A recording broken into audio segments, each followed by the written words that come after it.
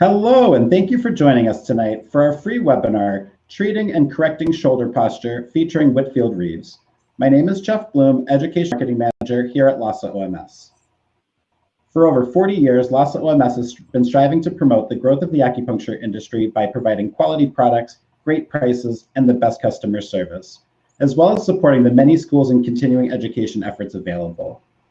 With our free webinar series, we intend to provide free educational opportunities taught by some of our industry's most renowned practitioners and educators. I would like to take a moment to acclimate you to the webinar room. We recommend viewing the webinar in Chrome, Firefox, or Safari, as you can experience this in other browsers. To the right of the video screen, you will see 3 tabs: Chat, Questions, and Polls. To chat with other attendees or to communicate any technical difficulties, please use the Chat tab. And for questions, please use the Questions tab to assure that our guest speaker will answer them at the end of the lecture. Please note that each webinar is recorded, and immediately following the conclusion, you will all receive an email with a link to view the video on demand. And you may always visit our blog and use the free webinar tag to find all of our previously recorded events. From sports acupuncture to Chinese herbs to practice management, you'll find something interesting for every practitioner on the L.A.C OMS blog. Now for our featured speaker. Whitfield is a nationally certified acupuncturist and has been in clinical practice since 1981. He received his Doctor of Oriental Medicine degree in 1983. His thesis, titled Acupuncture and Treatment of Common Running Injuries, was one of the first ever English language works integrating traditional Chinese acupuncture with Western orthopedic and sports medicine. Whitfield's clinical experience includes medical care for athletes at the 1984 Olympic Games in Los Angeles, as well as track and field, skiing, cycling, and triathlon events nationally over the last 40 years. In addition, he is the author of the Acupuncture Handbook of Sports Injuries and Pain, one of the first compilations on sports acupuncture available in the West. Please join me in welcoming Whitfield Reaves. Thank you, Jeffrey, so very much. And thank you, L.A.C. You guys, it is so cool that L.A.C OMS is an organization and as a businessman. These guys are so fired up. They're so into our profession. They do so many things for us. So I think they're very, very cool. So I always want to give a good shout out for L.A.C OMS. L.A.C OMS now is an affiliate with Net of Knowledge, which is another incredibly cool thing. And Net of Knowledge has affiliates in Australia, in Canada's Eastern Currents, L.A.C OMS in US, Journal of Chinese Medicine in Europe. There's several other affiliates, and all these webinars are available on Net of Knowledge all over the world now. And it's just so amazing. I just completed Mastering the Treatment of Injury and Pain, which I probably took 4 or 5 years to record. I do remember recording portions of it in 2018 when the really bad fire called the Camp Fire that started in Paradise, California. I remember complaining about the air in 2018, and of course now we've got a whole bunch more to complain about if we wish, but we're not going to complain. We're going to move forward. And I think it's, so anyway, Net of Knowledge is the host site that you'll come to if you go to Mastering the Treatment of Injury and Pain, or many, many other wonderful webinars that L.A.C OMS has by that affiliation put together. So, so great resource and tools, and a lot of this stuff you get forever. I mean, it's like a library, your own personal library. It's just digital. So it's a huge shift in the way we move. As I sit here at my desk, I look at this bookshelf of mine, and I look at all these wonderful books. But you know what? Books are not quite the same as how they used to be, and so digital information is hugely important. So I'm a hands-on guy. So I'm going to try to go through this from that perspective. So books and video and digital, all that's great. But, Our tradition is hands-on. So I've got some video of everything that I'm going to talk about. Hopefully it helps, get a little bit of that kinesthetic piece of this. So Jeffrey mentioned, let's do this. Let's take a brief moment and just kind of pay homage to trees, to the green, to moisture, to blue skies.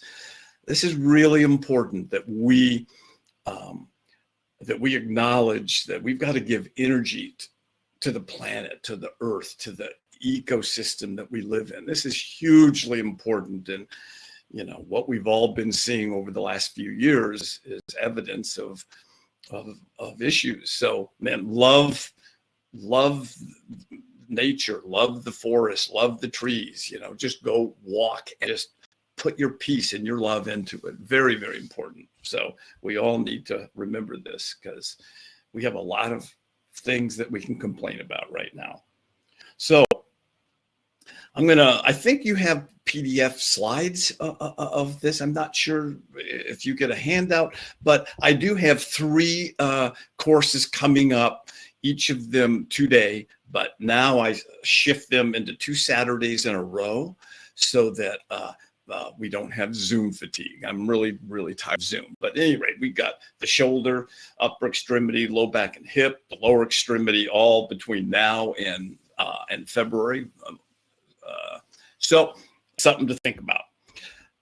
Let us look at the state that we have found ourselves in from, maybe this guy in the middle, maybe that's probably 1940, 1950, and we've gone from being erect and upright and extended and elongated to this computer terminal very, very quickly. And as evidenced by this topic, treating and correcting shoulder posture was in none of the original People's Republic of China texts on acupuncture that I ever saw. I still don't see it in the Chinese texts. When I wrote my book, Acupuncture Handbook of Sports Injuries and Pain, 2009, I didn't have posture written into that. Even then, even as late as 2009, it wasn't tested enough for me to put in the book. So this is hugely important. Sheltering in place and lockdown has just accentuated this slumped, 2 things. 1, long hair. Nobody's getting haircuts, so we all got long hair. And 2, this forward posture, forward shoulder, anterior head, lots of different ways to describe it and anatomical language around this. I want to actually just acknowledge that we all know that there's this forward shoulder, forward head posture. You see it in the final illustration there. Back when we flew in airplanes, all you'd have to do is look over across the aisle when the plane landed, and everybody pulls out their device, and you see them forward, leaning forward, head forward as they go to their phones to check their text messages and what have you. So we all know it, and we all are living in this, and none of this was involved for certainly at the time of the bronze statue, 1072, and the compendium bronze statue. None of the points that we talk about for this, they're just not in this mix at all, because that's not what the human body was doing. That's just not, people were upright. So, but let's kind of talk about this yin and yang. I always bring things back to yin and yang, and I started thinking about posture. And I started thinking of yin and yang. It's really quite interesting. We've got postural muscles and we have phasic muscles. Postural muscles provide stability with our body, facing gravity, kind of hold us upright.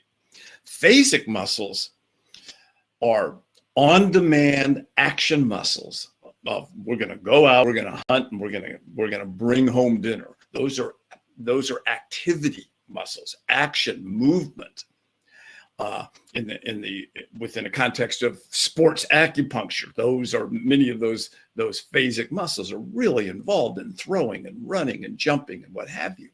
So we have these yin yang, we have these two different kinds of muscles. They're structurally, genetically, they're just different. You know, we'll get into that a little bit. When we think about the shoulder, we've got scapular retraction, which is yang, opening up, scapular protraction, going forward, right?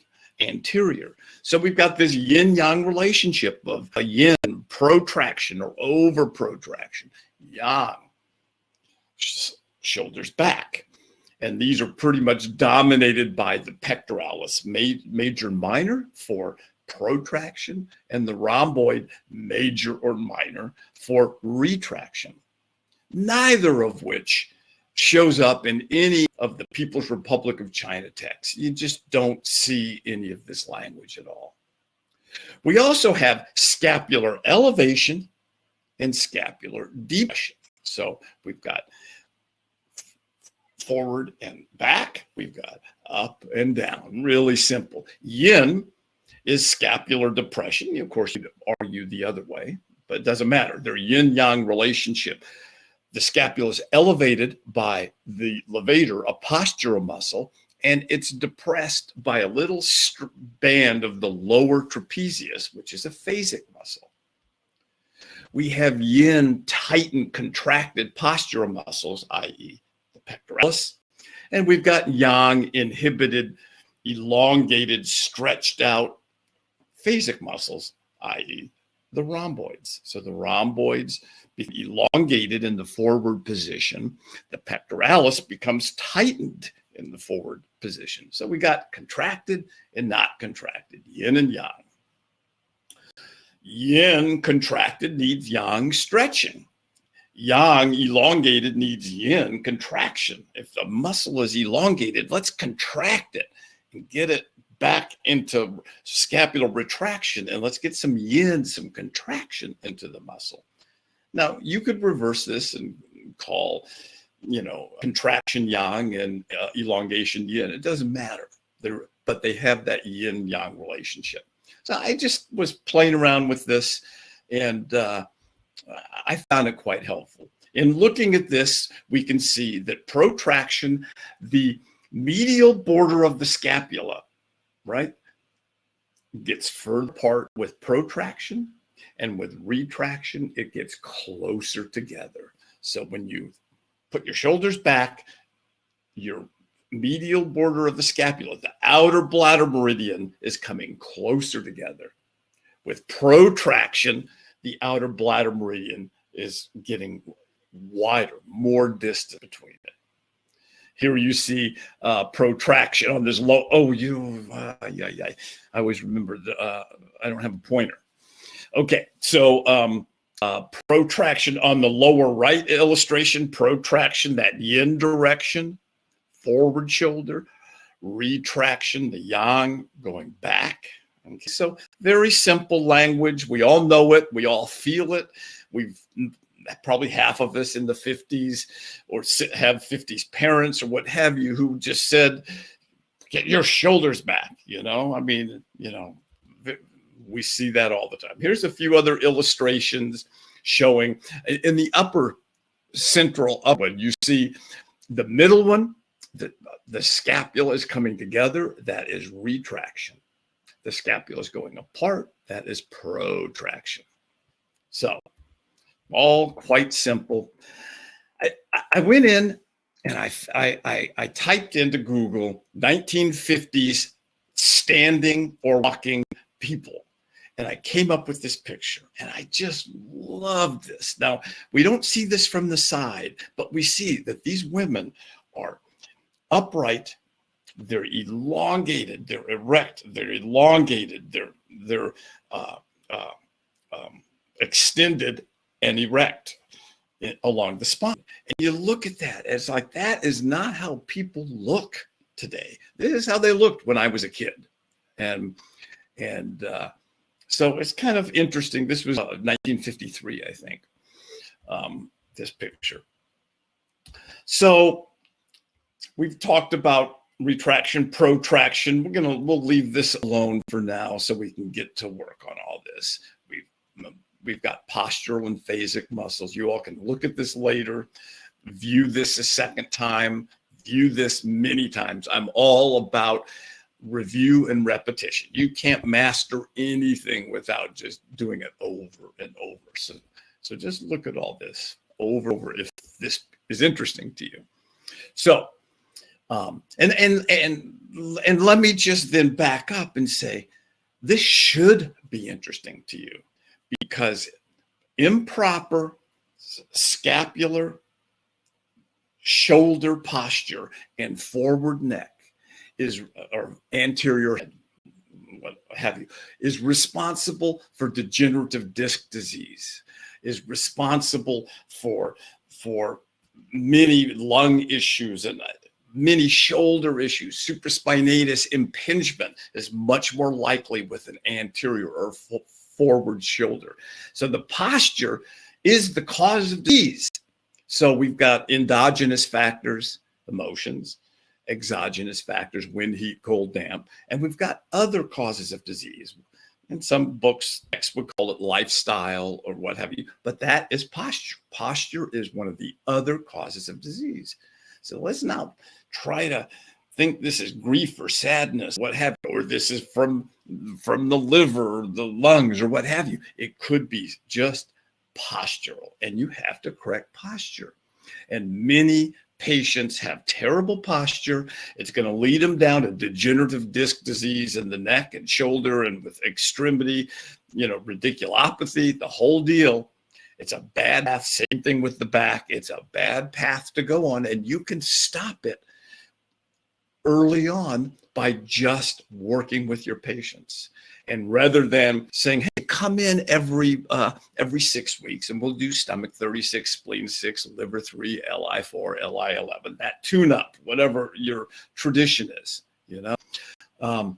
what about doing a postural tune up so that the patients can both get acupuncture to correct these yin-yang imbalances of posture, and of course, teaching them a few exercises to do so that they can every day just work against that tendency to get anterior forward, and just have them go posterior, erect, extend, and therapeutic exercise. It's simple. It's you can teach, and it's important because somebody's got to do it. And not every patient has a trainer.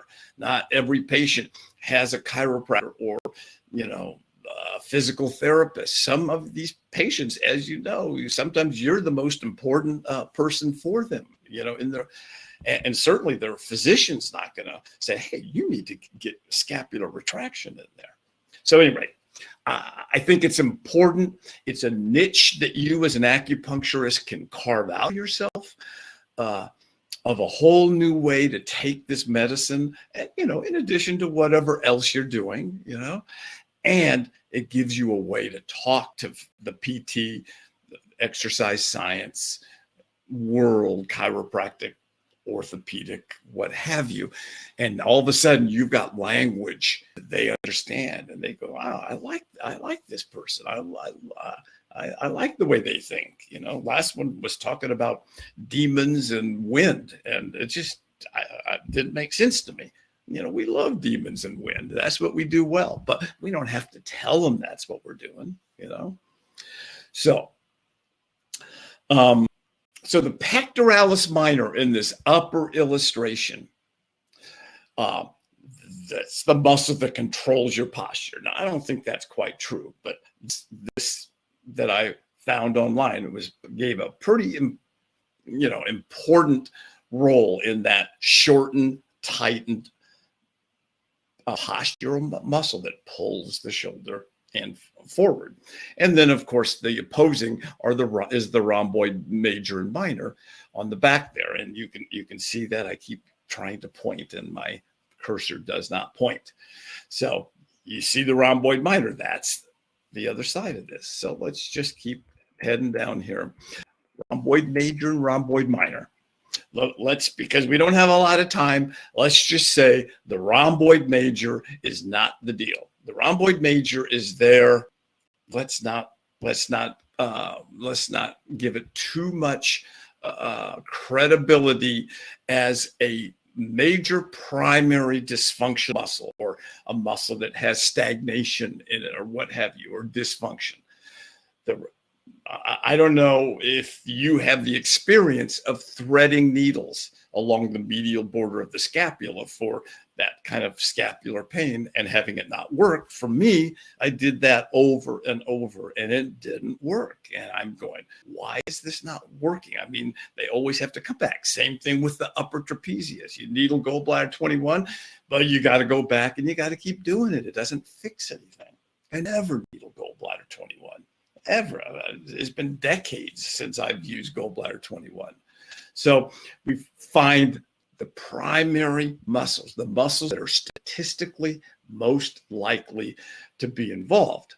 And then we go back. I think it was with L.A.C. OMS. It could have, I think I did the talk on Occam's razor. Occam's razor was this old, historical figure, 1600s, maybe, I don't know, a philosopher who stated that in any problem-solving function, if there's lots of assumption and lots of complexity, there's a good chance that that's not the correct way to go. It's much more likely that a simple conclusion, a simple assumption is what underlies any philosophical problem. Now, as you extend this into medicine, it's quite true that usually most people come in, 80% of people come in with a common injury, a common problem. They don't come in with this bizarre genetic thing that,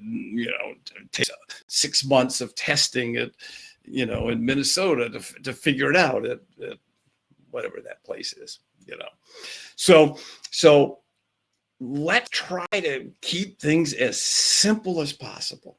And I think you can accomplish so much by being simple. Right now, we want to look at the rhomboid major, the lower muscle, and the arrow is pointing to the rhomboid minor.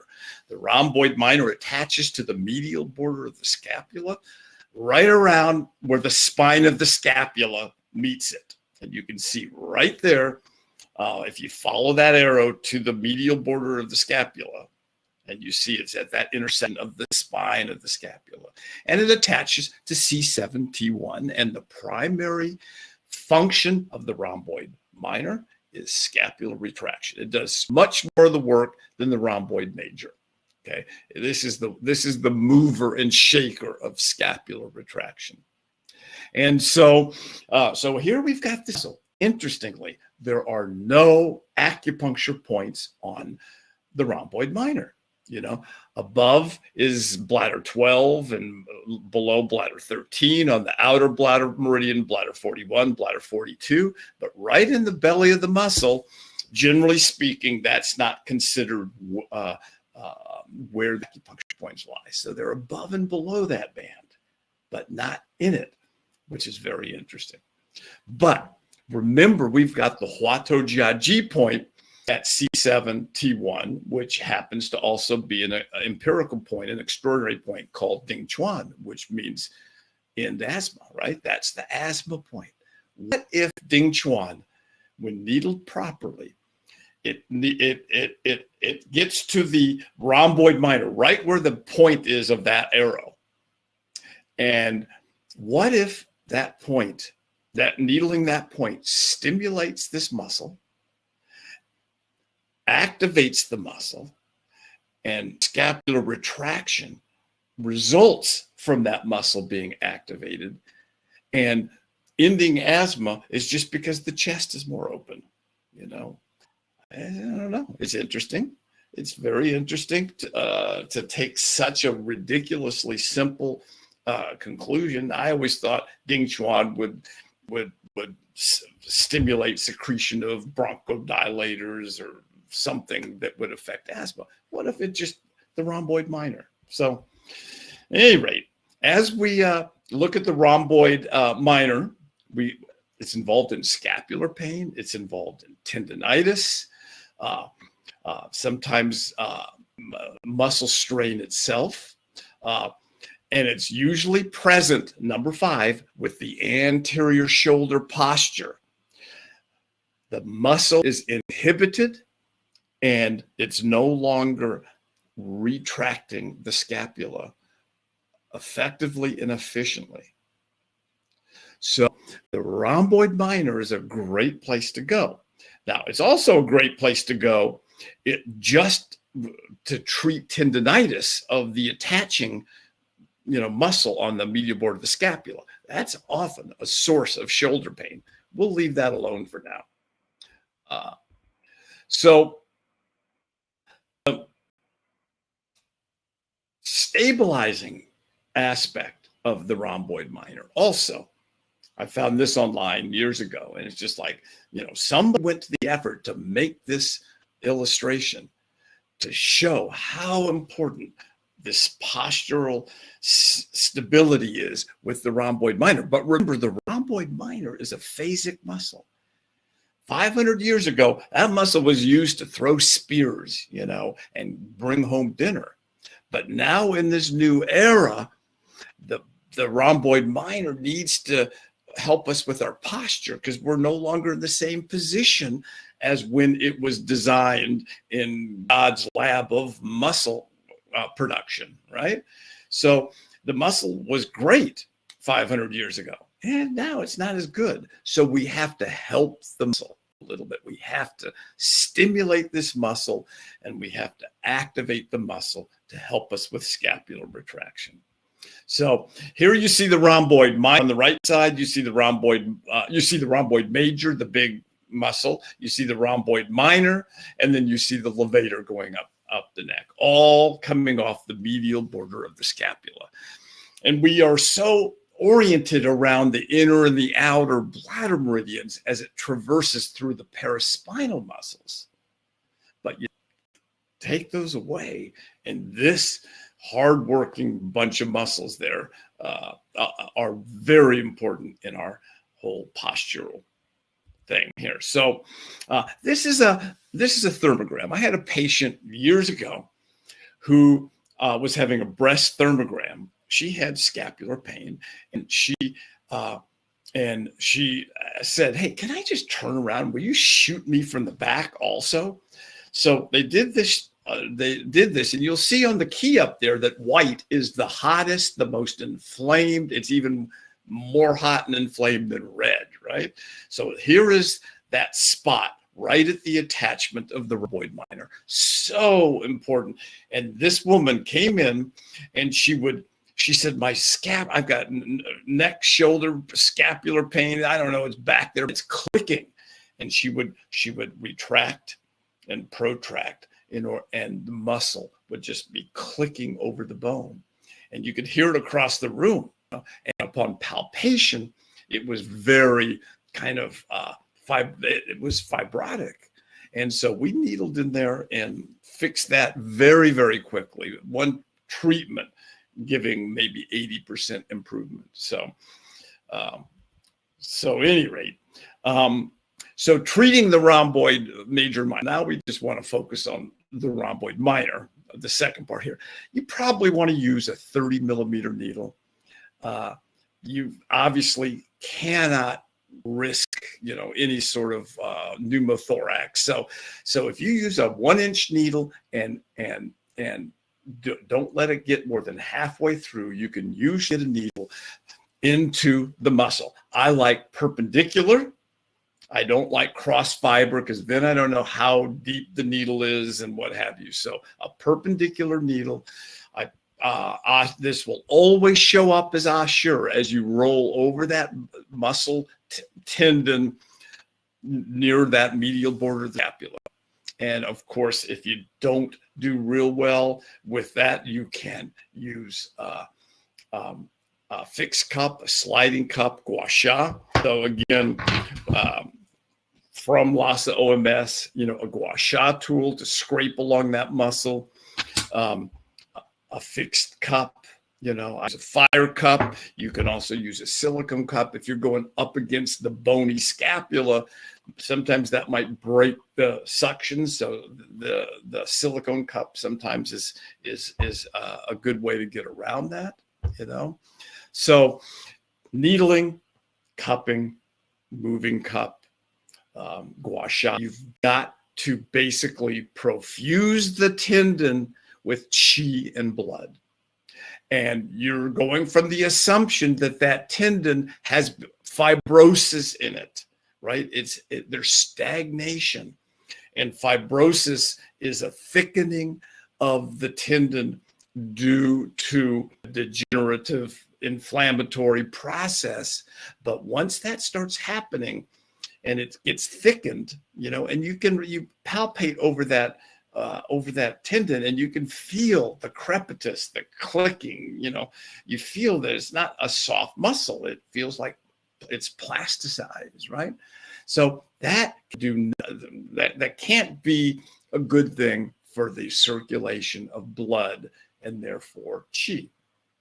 So the needles that go close, they can be good. But if there's fibrosis, even being close is not going to work. You have to penetrate that fibrotic sheath. And so it is just local. It's assure, it's local. There's nothing about it that it could describe it any better than a very precise local needling. Your distal points, if you did small intestine 3 or 6, if you find that they're not working, or above and below, if that's not working, sometimes that needle is essential. Although you can rough up that tendon with gua sha, and you can rough it up with a cup also. So it's not essential that you needle. And if you're nervous about you know, hitting the lungs, pneumothorax, then take that other slightly more gentle approach, right?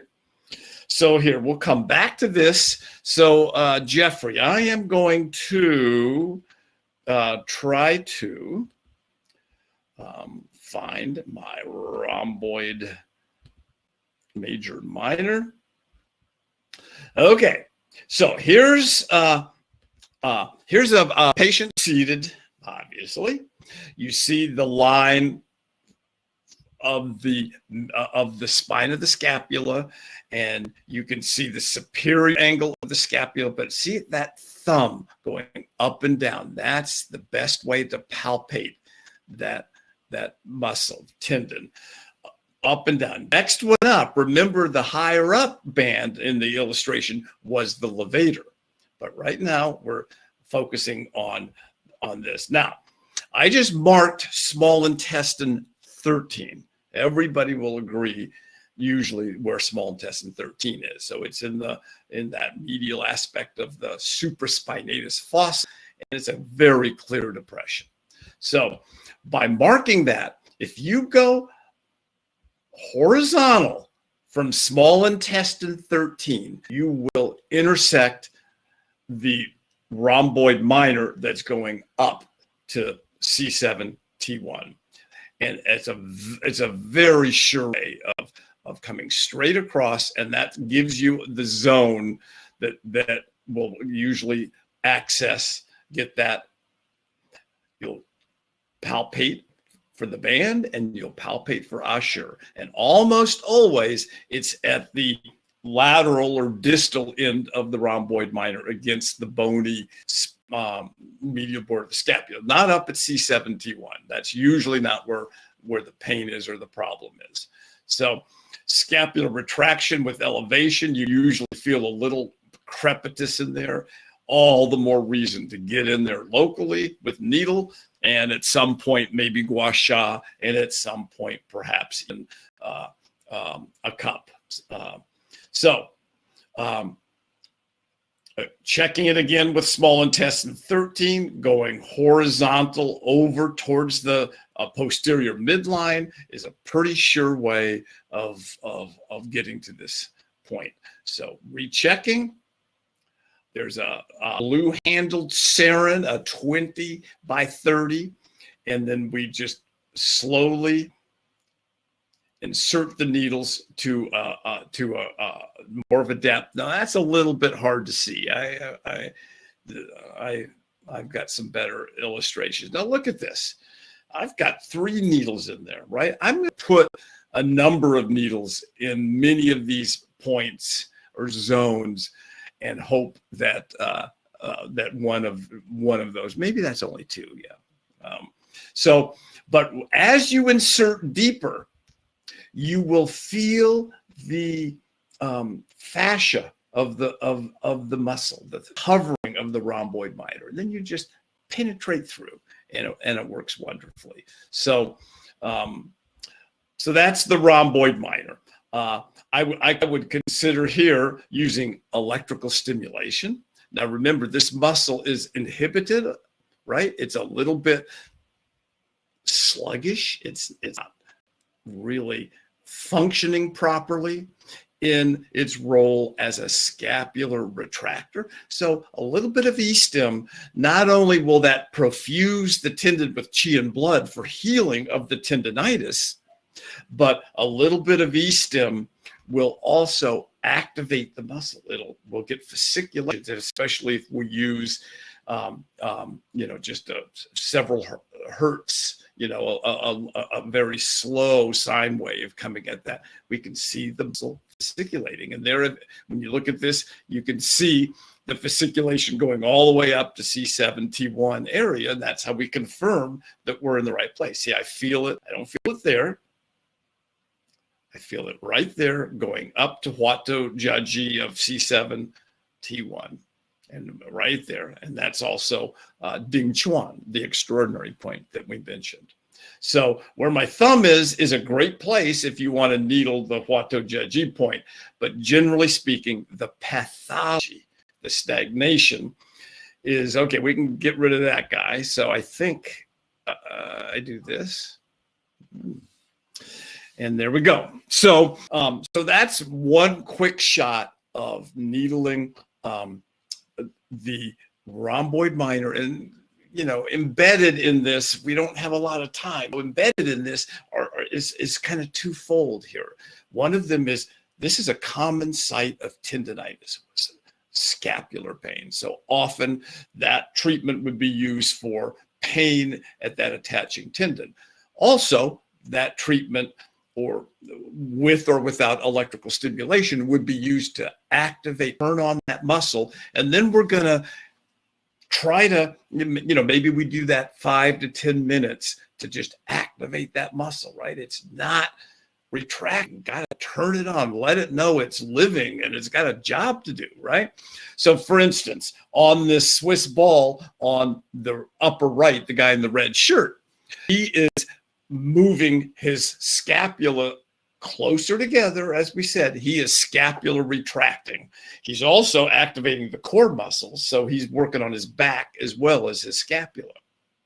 The woman in the middle there in the pink, by squeezing the shoulder blades together, she is in the prune position, scapular retracting and turning on that muscle. Me right here, I'm driving my car. Every time I go to a stop sign, I'm going to do 10 scapular retractions. And yeah, it might not be pretty, it might not be perfect form, but you know what? That's turning on that muscle. It's asking it to remember to do its job. So we need to do that. The woman lower right on the Swiss ball, you see her doing this great extension, great for the back, but also she's scapular retracting. She's pulling her borders of the scapula together. She is activating the rhomboid minor. You get whatever exercise you want. There are 100 exercises for scapular retraction. Go onto YouTube. Many of you already, of course, do yoga and already know this. I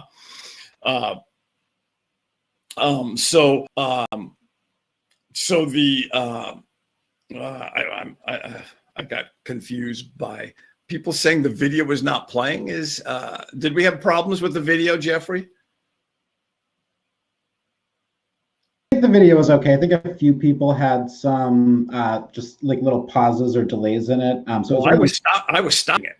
Exactly. Yeah, most people were okay. And for anybody that did have trouble with the video, once we end, if you just either rewind back or fast forward to 35 minutes into the presentation, you can all rewatch the video again. Okay. Sorry about that. No worries. All right. So we have treating the zone of rhomboid minor near the medial border of the scapula for both scapular pain, cheap blood stagnation in that tendon and a tendonitis, and also going into that muscle belly to activate the muscle that's a little inhibited and sluggish, and coupled with some form of scapular retraction exercises, you have a wonderful, you've got a wonderful way to proceed with patient care for the treating posture. Now, we want to get the rhomboid minor working, but remember, yin yang. For every movement, there is a counter movement, or there's an obstruction, right? In this case, it's reciprocal inhibition. So in order for the rhomboid minor to retract the scapula, the pectoralis minor in the front has to relax, release, elongate to allow the rhomboid minor to pull the scapula back. So let's just see what we can do here. The pectoralis major sits on top, the left illustration, the pectoralis minor underneath.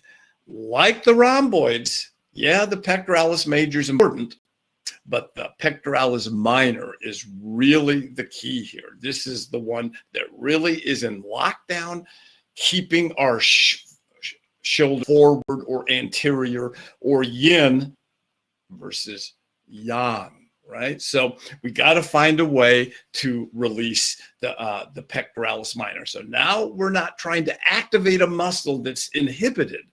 This is a postural muscle. Postural muscles shorten, tighten, contract. So now we want to find a way to elongate this muscle. Now, you look at the pectoralis minor there and you kind of go, well, I know, right there by the muscle tendon junction. That looks like the perfect place to go. But, it's also really close to the lungs. So while that is the region of lung 1, some people will have a difficult time with this. So whether you needle lung 1, and I'm not going to even try to suggest that I could teach that, in a webinar here. You could try to needle it with guidance, or if you understand your anatomy or their anatomy, then you can probably do an okay job. The thing that's most amazing about the pectoralis minor is that it responds wonderfully to manual therapy. So this may be a case where we kind of go, well, I could go into the region of lung 1 and try to get a needle into that tight muscle and get it to release, elongate. But you know what? I'm going to do manual therapy. I'm just going to do acupressure right at lung 1 or below lung 1 into that muscle tendon junction. And I'm going to finish off with a cup. Maybe I'll use this silicone cup, this fixed cup right here.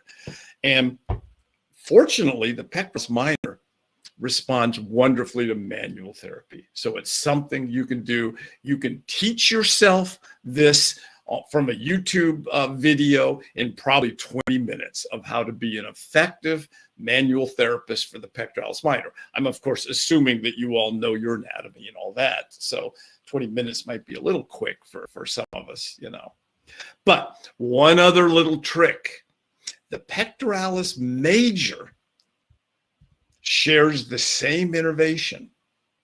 And so anything that we do to the pectoralis major, if we can treat the pectoralis major, we can get a release in the pectoralis minor. So I'm going to leave that alone, but it's really very important because you can get to the pectoralis major easy. You just, of course, can't go deep, but you can needle into this big, wide muscle above the breast, and level with 2, 3, 1, 2, 3 interspaces along the mid-axillary line, along the stomach meridian, basically that zone. but that's just the middle of the muscle belly. We're just needling. We love muscle bellies. So you can activate, you can needle the pectoralis major and have the pectoralis minor release for you. So, so again, here's that illustration. The pectoralis minor is what controls posture. In a shortened, contracted position, it pulls the anteriorly the scapula, and it kind of negates anything that the rhomboid minor might have in it. So we got to activate the rhomboid minor. We have to activate scapular retraction, but we also have to release here. And so, for instance, lying on the Swiss ball with your arms with gravity, just pulling your arms down opens up. There's so many ways. Doorway, leaning into the doorway, or you can damage some things, but learn an exercise or two that's really good for stretching the pectoralis minor, and then get to work with both. You want the rhomboid minor to have more chi and function. You want the pectoralis minor to get elongated and just let go and let the shoulder get back to where it wants to be, or where it could have wanted to be, 50 or 100 years ago. So there we go. So again, this being quite problematic, you see on the right illustration that rhomboid minor is elongated with the forward shoulder. The pectoralis minor is contracted in that position. So what position we put our body in is what then helps to just accentuate the postural imbalances. So remember all of this. So the pectoralis major is a gateway to the pectoralis minor, but I just want to get a little further here before I do a video. So these are all pictures, illustrations to look at. Wonderful pec minor, wonderful pectoralis minor. Remember that there are entrapment of the neurovascular bundle. Let's just get another shot here. Pectoralis minor can contract in that shortened position that we talk about, and it can actually entrap the neurovascular bundle, all going out to the upper extremity. And so I can't tell you how many times I've had patients come in who think I've got a disc problem in my neck, I've got tingling and numbness in my hand. But when you really look at it, when you really get the symptoms, they actually can have tingling and numbness in all 5 digits. Now that's not going to come from problem, at a single vertebral level, all 5 digits get that. And then you find out that it can happen when they're prolonged driving and the arm is up, or different positions where the height pectoralis minor accentuates its compression or entrapment of the neurovascular bundle. Pain, tingling, numbness, coldness, and a lot of times you go up to the patient and palpate in that region of lung 1, and they just kind of go, oh, I've always told my doctors this is where I think it's coming from. So this is a form of thoracic outlet syndrome, but unlike the early years I was in practice learning about thoracic outlet syndrome, which was almost always the scalenes, nobody talked about compression of this from the pectoralis minor below the clavicle. So this is a thoracic outlet syndrome, basically, that's occurring below the clavicle. But when you look at the propensity of this contracted pectoralis minor due to posture, so many complaints. I've got one story of a woman who was scheduled for surgery. She was a friend of mine. She was a rock climber. She was scheduled for surgery, and And she called me and asked me if she thought I could help. And I went, I don't think so. If you've got this wicked, bulge disc on the nerve root, And then she said a few things, and I went, this is something's peculiar. So she came in, and I said, okay, so your MRI said you had a C5, C6 disc, herniation. So you would have pain coming down the arm like this. And she said, oh, no. It comes all through here, and it goes to all my fingers. And I went, well, that's not a C5, C6 distribution. They were going to do surgery for the pain you're describing here. That's unbelievable. I went up to here. She said, yep, that often is where I go to try to massage. And we did 2 acupuncture treatments. And I sent her to a manual therapist to do 2 manual therapy visits for the tightened pectoralis minor.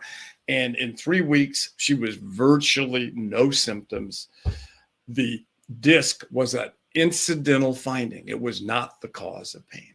And she, of course, canceled surgery. And it was just a great story, but it was a terrible story. I mean, if that's the state that our medicine is in, that they make that conclusion, So, any rate, so the pec minor, pec major, you've got some writing here you can read.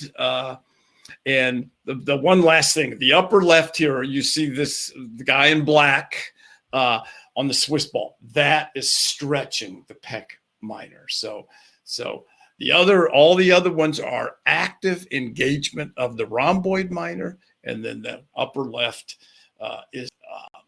is passive stretching, And so that's one simple way to stretch this. So let's all of a sudden an hour seems like it's not enough time here, but we'll just see what we can do. Okay.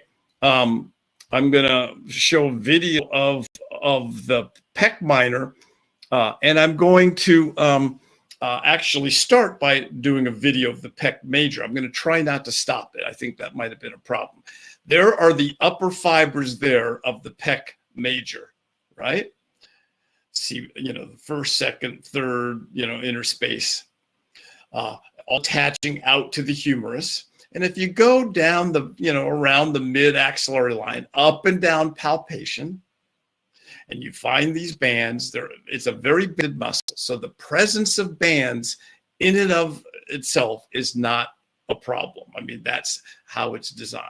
But from, say, stomach 12 or the point of the clavicle, something like that, the mammillary line, depending on how you want to view this, just palpate up and down. And this is targeting the pectoralis major in order to release the pectoralis minor. So I'm just marking a few bands, and then it's pretty simple, using a 1-inch needle, and just not allowing that needle to get very far. Using half of the needle is probably sufficient. In other words, a 1/2 inch or a 1/2 cun of insertion. Okay, so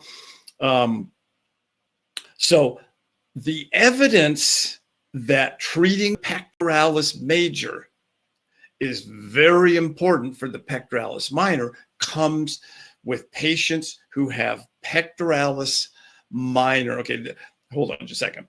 There you see 2 needles. These are 20 by 30. 2 needles per each of the 3 previously palpated bands of muscle. So often I'll put the needles in first. So in case I need to go in and palpate a little bit, it doesn't hurt. Whereas if the needle is inserted deeper into the tissue, oh boy, that's already gone. Okay. So we get back to our, there we go. So let's come back to here. So the evidence is that by activating or treating the pectoralis major, we affect the pectoralis minor. And the case comes of patients with thoracic outlet syndrome due to the pectoralis minor entrapment.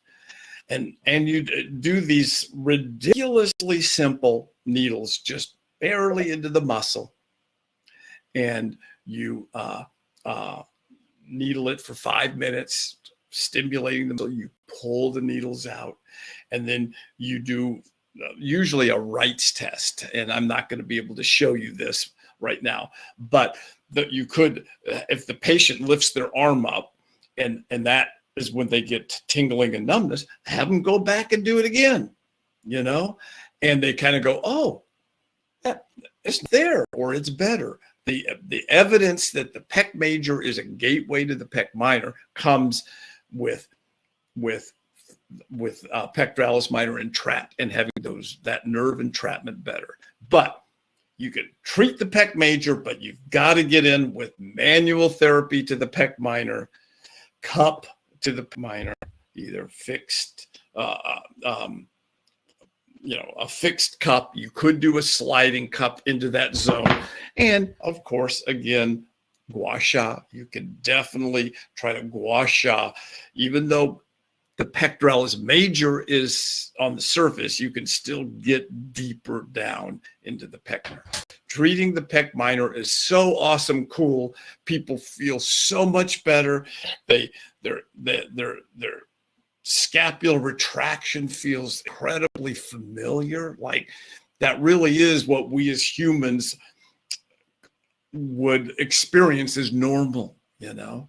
And so there we go. You know, we treat scapular retraction. We treat the anterior shoulder by releasing the protractor and stimulating the retractor.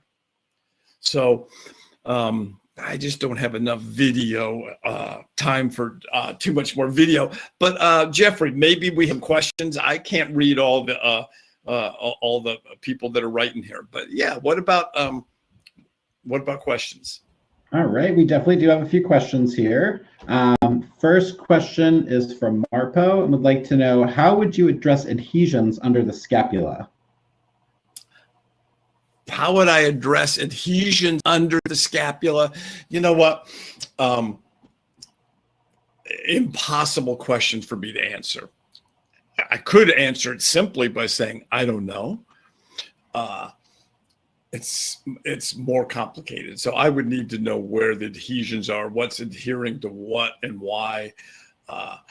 But if we're to use Occam's razor, and the idea that it's probably very simple, if the dysfunction is in scapular retraction and protraction, which statistically is highly likely because that's what underlies so many of human bodies, at least in North America and Europe, then doing a treatment of stimulating the pectoralis major, the rhomboid minor, and releasing the pectoralis minor could well, with exercise, could well deal with that. But yeah, I would need to know more. So you're welcome to email me with a little bit more data to know what the signs and symptoms and what the causes are. I'd be happy to try that. Yeah. What else? What else?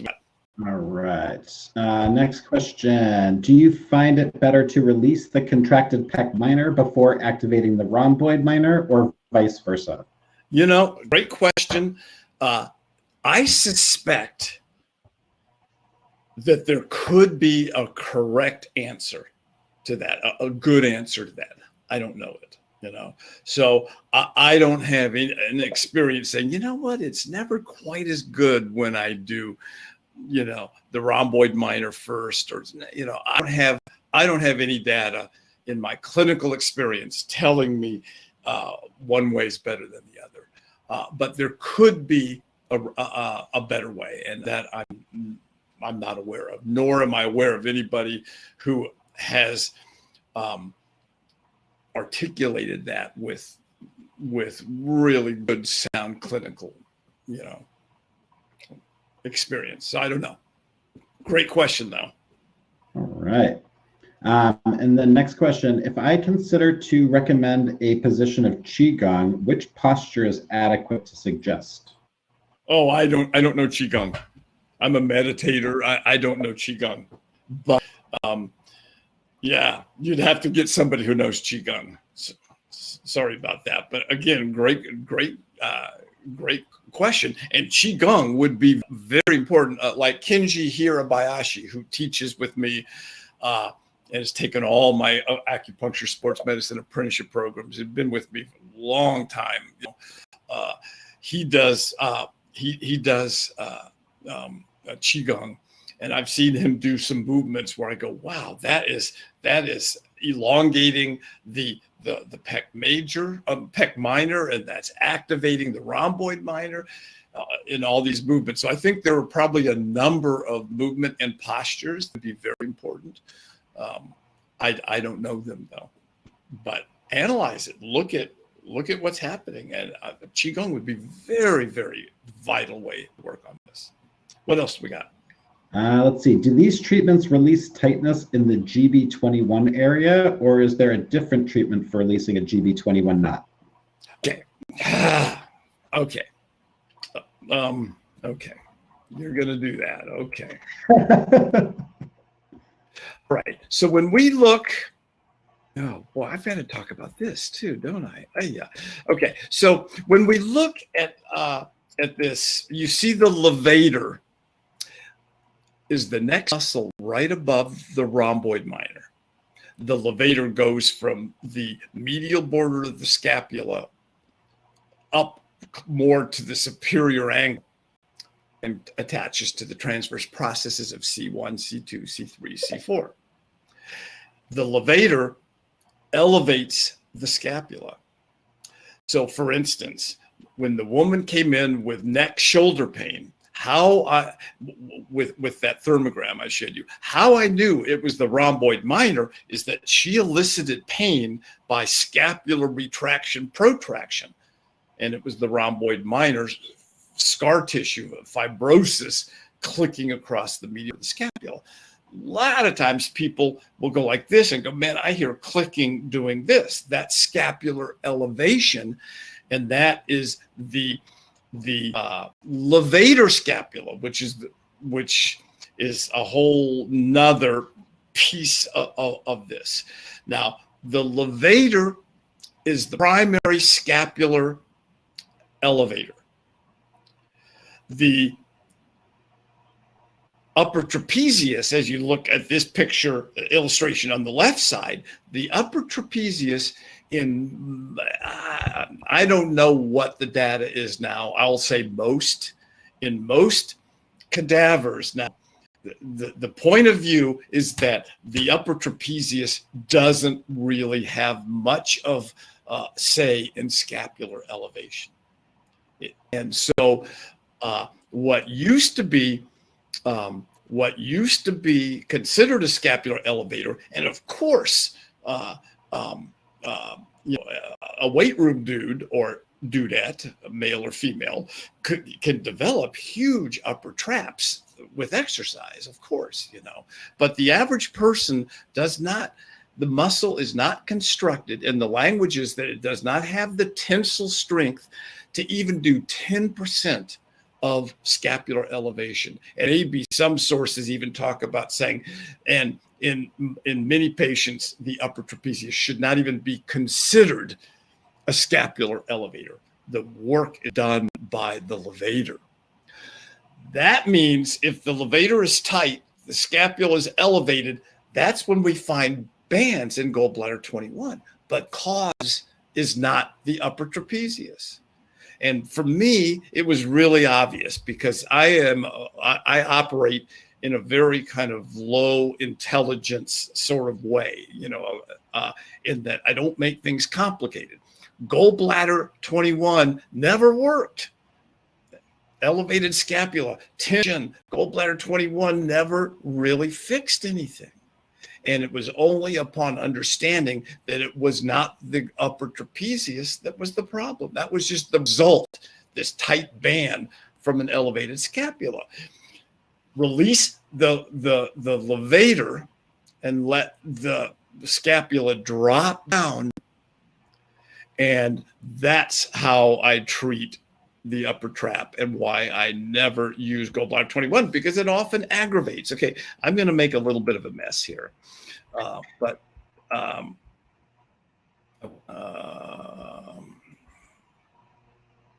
please be here. Okay, so later, then we're talking about small intestine 13, small intestine 14, small intestine 15. Now, Matt Callison goes to the motor point at small intestine 16, which I don't like. And I also fundamentally kind of go, okay, the levator is a postural muscle. It's not a problem of it not being activated. It doesn't need to be activated. It needs to be released. So again, manual therapy, cup into that belly of the muscle from small intestine 14, 15, or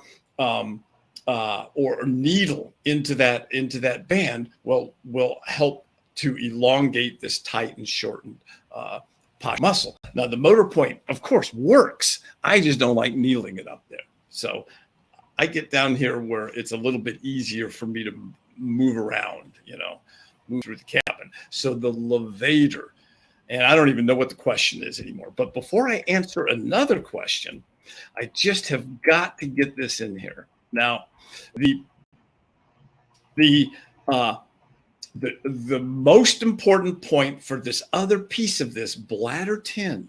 Remember that bladder 10 is in the semispinalis capitis. So you can see that on the left side. Bladder 10 is right in the middle. It's right 1.3 to the lateral to, say, the second cervical vertebrae.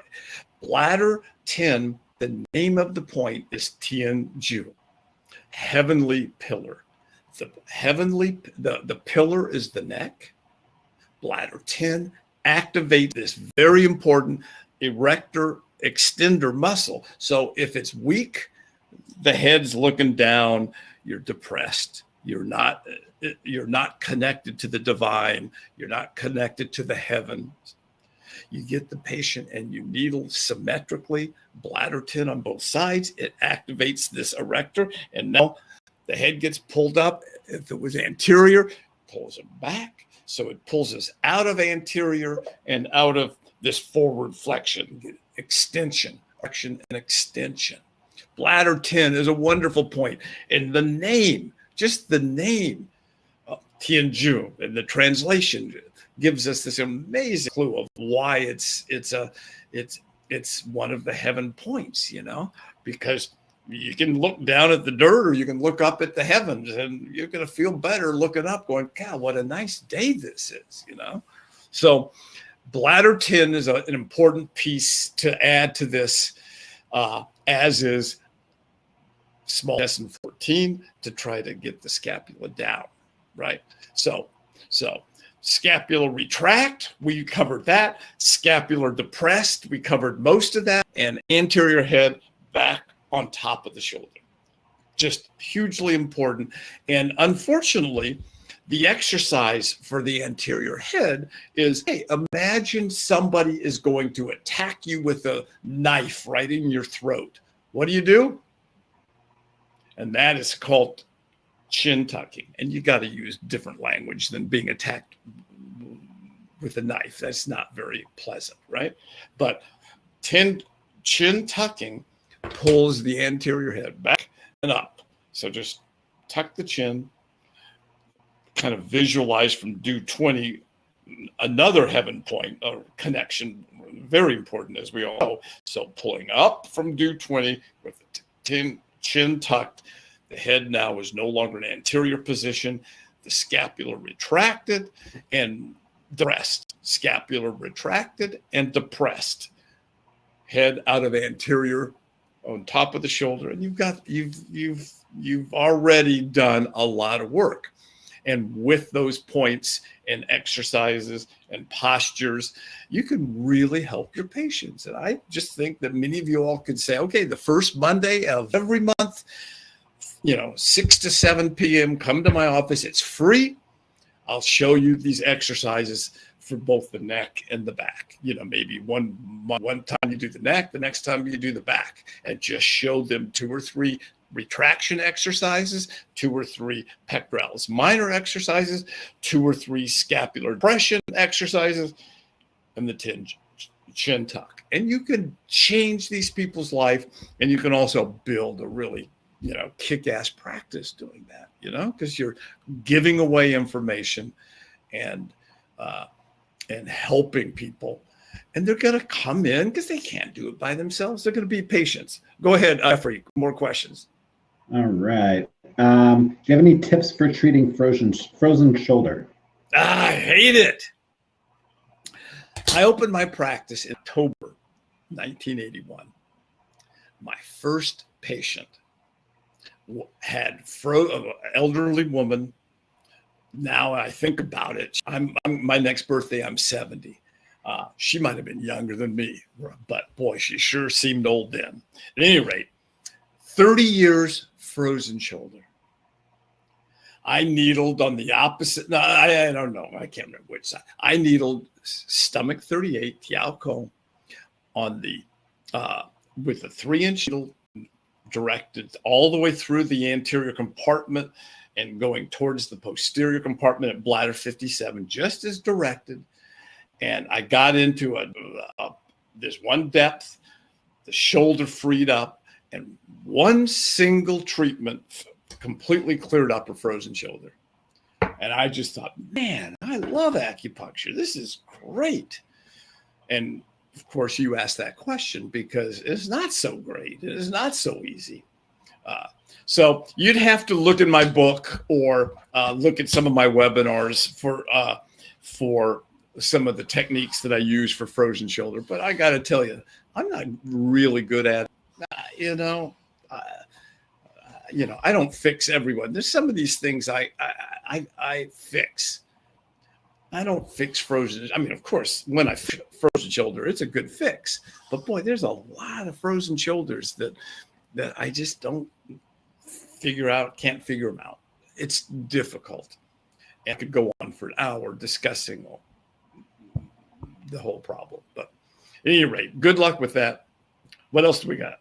All right. What frequency do you suggest for needles at the rhomboid minor? This person was thinking 2 to 4 hertz. Oh, frequency. I like to use a continuous sine wave. 2 to 4 hertz is great. Anything from 10 hertz down, somewhere through there. There's no evidence to me that any of these people who are talking about exact frequencies or this or that, I don't buy any of it. I don't think anybody knows. There could be a good answer to that, but I don't know anybody who has it. So I just try to do a simple, continuous sine wave, and get E-stem introduced into the body in the least traumatic way. So yeah, 2 to 4 hertz to activate a muscle that you need to get working, I think is perfect. I think it's great. All right, next one. Would a scoliosis patient with S-curve at T4 and 5 who has major pain and burning down both forearms benefit from releasing the rhomboid minor, elongating the pectoral minor treatments? Boy, you've got a tough patient there. I hate to keep saying I don't know, but I don't know. You'd have to, if you got burning pain down all the fingers, you can probably conclude it's not a same. Unless they've got compression on 3 different zones of a cervical spine, I think you could probably conclude that it's coming from here. The thoracic level that you say, yeah, it makes me think that this could be an interesting and useful technique, but I wouldn't overlook following that all the way down to one side at the base of the quadratus lumborum, of the lumbar spine. All that's going to be loading down in the lumbar spine into the hips, into the pelvis. And I would want to needle the quadratus lumborum on the affected side, one side, not bilateral, one side on I sure would take you there, but they probably would tell you, yeah, it hurts. The low back hurts on the right side. Go into there. That's in my book. Lots of people treat the quadratus lumborum. It's not easy just to describe, but with an hour's time, it's easy to describe. So use the QL in addition to this, and I can't imagine now again, my way of thinking is statistically, almost everybody's got a pec major minor, rhomboid major minor issue, and almost everyone has quadratus lumborum involved, especially when there's a scoliosis. So you're taking three of the most high percentage likelihood where some form of dysfunction, or if you wish, stagnation of chi and blood is very common in those three structures. So even without knowing exactly what's going on, you should be able to get a change because they're such fundamentally important tissues in the body. So, yeah. So, yeah, I think I answered that, maybe. I think so. Next question. If you can apply the same modalities, needles, cupping, gua sha, to both elongate and release and to contract and activate, do you apply them with different techniques to get those different effects? Oh, man. Who is that? That would be Marisa. Yeah, darn it. That's just way too intelligent and logical of a question. But I'm looking at John Wiley here saying L.I.15, L.I.16 work well for frozen shoulder. And boy, I wish they would work well for me for frozen shoulder. But I'm really glad they work well for you.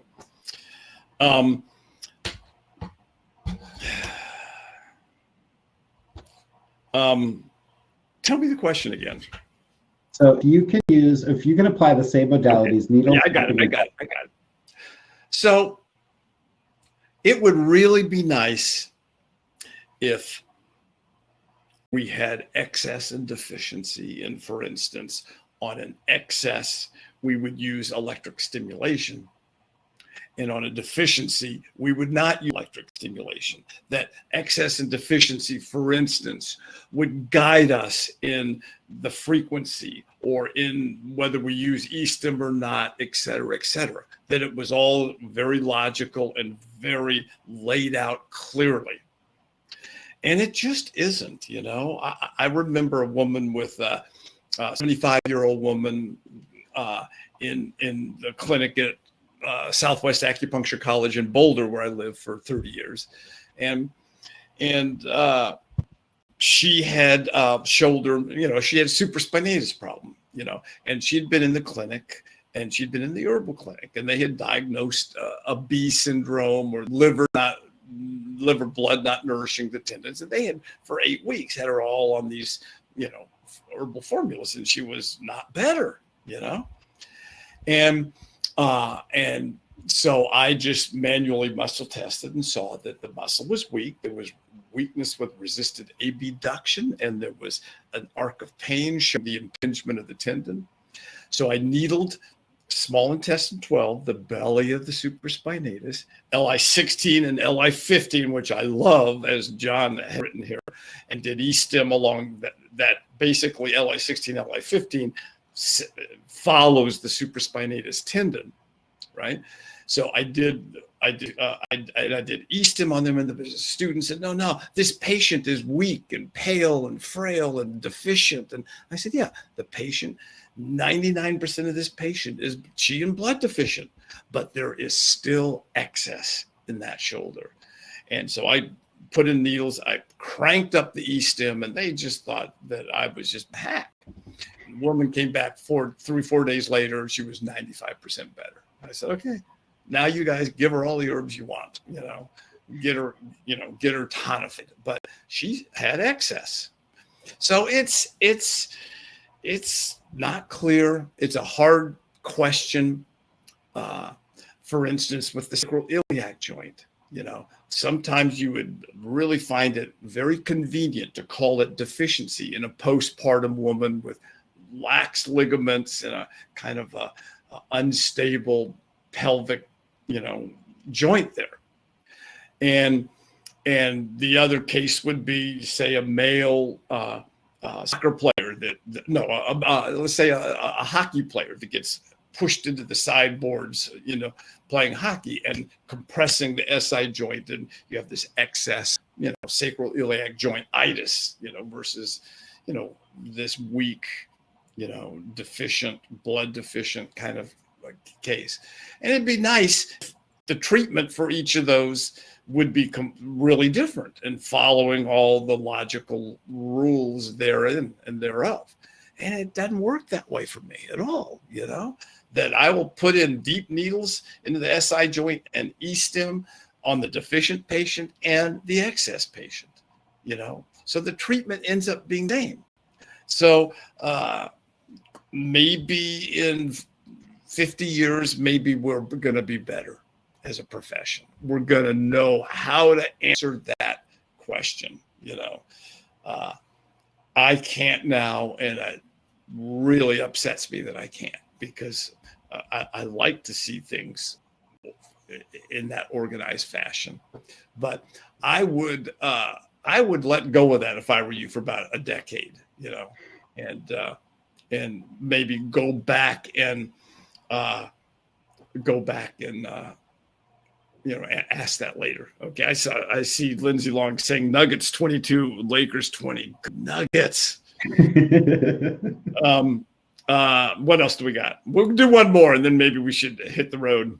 All right. Well, it looks like we have pretty much just one more question. So how can you help with emotions with the shoulder and bad posture? And then she added Shen disturbance, ? How?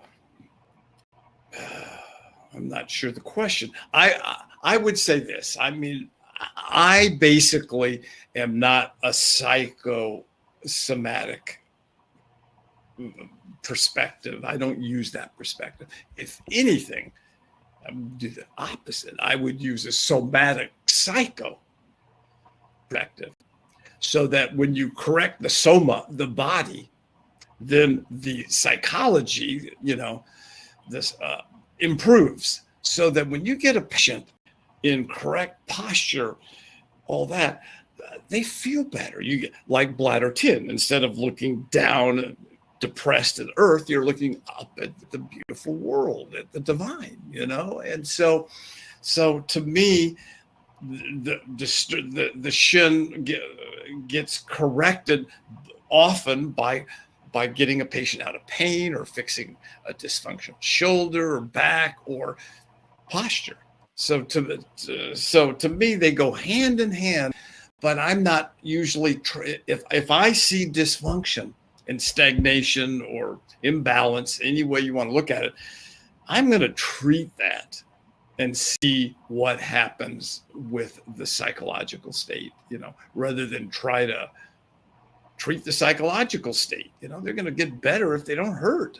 And that's kind of how I feel, by and large. So at any rate, I keep looking down there, and the frozen shoulder still gets talking about. Someone said the subscapularis. That's of course Janet Travell, who I studied with in the early 80s. Janet Travell calls the subscapularis the frozen shoulder muscle. So that's one way to get to a frozen shoulder, but it's doesn't always work. Nothing always works for the frozen shoulder, in my opinion. Okay, so remember that that the classics. We had this quote right now. The classics in the Ling Shu have this statement saying that anything other than the correct depth of the needle is not good, or it says that it is best to have the correct depth. So my parting words are, in looking at these, anything that you're doing, make sure that you address not only the X and the Y coordinates, but correct depth. Get that needle in the correct depth. And there's numerous ways to determine what the correct depth is. Obviously, we can't do that now, but I think it's really important. The depth is the difference between being a good acupuncturist and a great acupuncturist, is correct depth. It takes a decade or two, I think, to figure that one out. But and every point is different of how you figure out what the correct depth is. And your tradition is that, like the Japanese will often needle it down to the fascia of the muscle, but not penetrate it. I can't get good success just going to the fascia. I need to penetrate it. But it depends on your technique. But I highly recommend that you pay attention to depth. Of course, you have to have the correct location, X and Y coordinates, but depth is really important. So that's what I got to say. Jeffrey, hey, man, thank you so much. Appreciate it. Well, thank you. I mean, honestly, that was amazing. So thank you so much for your time. We really enjoy having you every single time. I think this is our 5th webinar together, and we'll hope for a 6th fairly soon. So for everyone looking for, if they need to go back and watch any of the recording, you'll all get an email in 5 minutes with a link to the recording and a link to the slides. You can also stay on this page after we end, and you'll be able to review the recording right away. Our next webinar is going to happen on October the 13th. And that will be Pragmatic Applications of Japanese Moxa featuring Cameron Bishop.